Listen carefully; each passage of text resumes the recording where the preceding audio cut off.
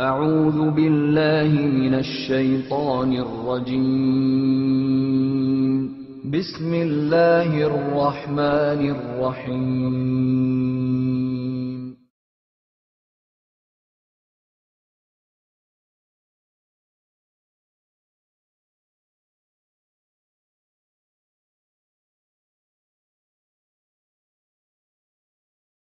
Anytime anyone criticizes Darwin's theory of evolution, evolutionists immediately cry, it's about religion. Well, the claim that all skeptics about Darwinian orthodoxy or Christian fundamentalists stands refuted by me. It's obviously not true. I'm neither Christian nor a fundamentalist. But lots and lots of people are skeptical in the scientific community. I became skeptical of Darwinian evolution early on, outside of any religious influence, just because of the complexity that I was learning about in the cell, and we use the word elegant in genetics.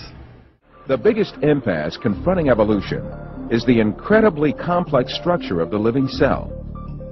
Every living thing on Earth is made up of cells 1/100th of a millimeter in size.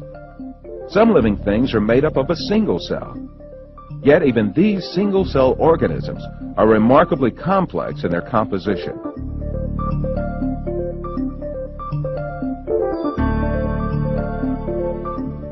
They have complicated functions to survive, and even little motors to move.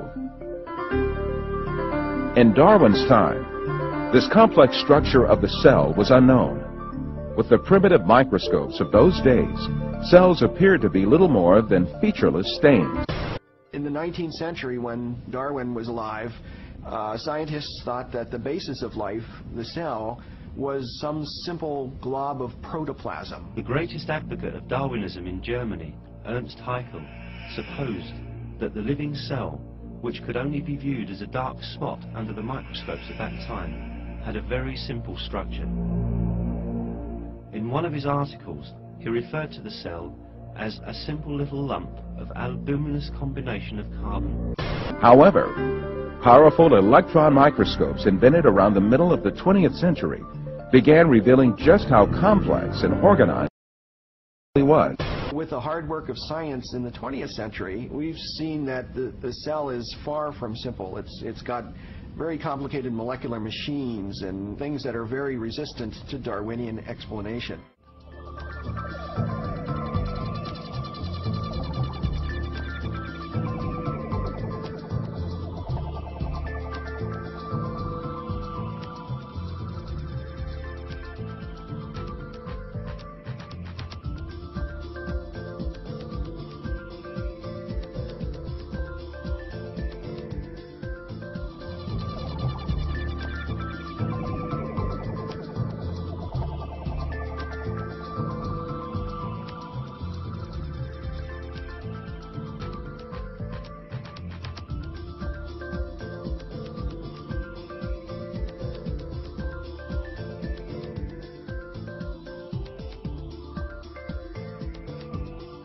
Cell may be the most dynamic.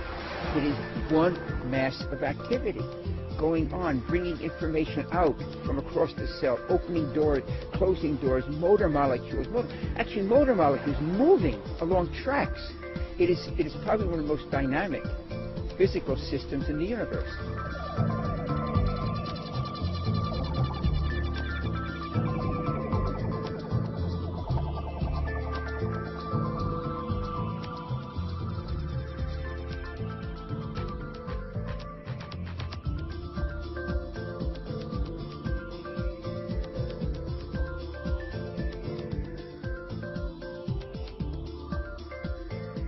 Not even the most sophisticated laboratory has been able to produce a single living cell from non-living matter.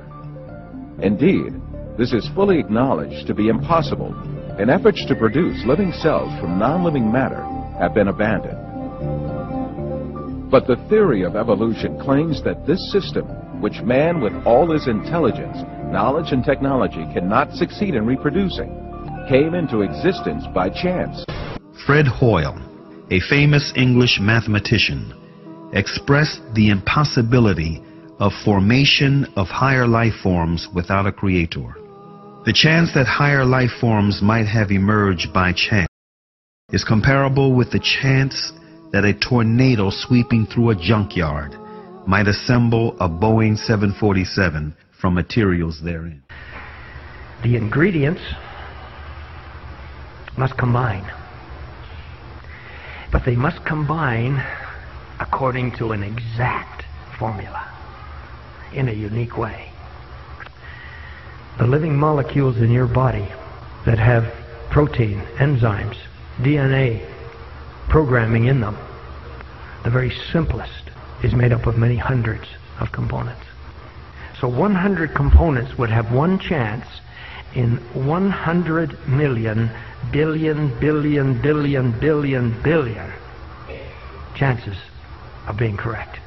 But you see, the 100 components actually also have 4 chemical elements in each one. and really the simplest living cell that can replicate itself has 400 components.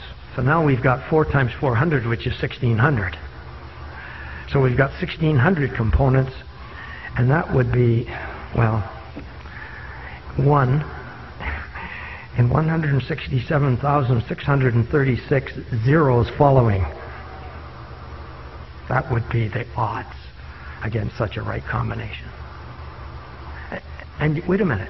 Oh, you say, but that's a very rare thing, those kind of cells with those components. Do you know what, my dear brother and sister? You have a brain with 10 billion components.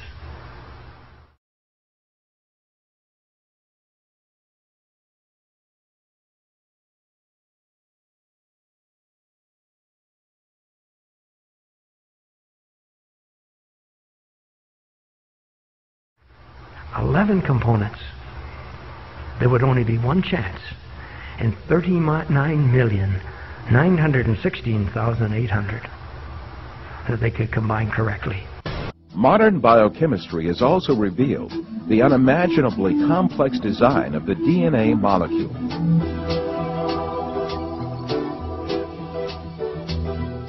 The structure of the DNA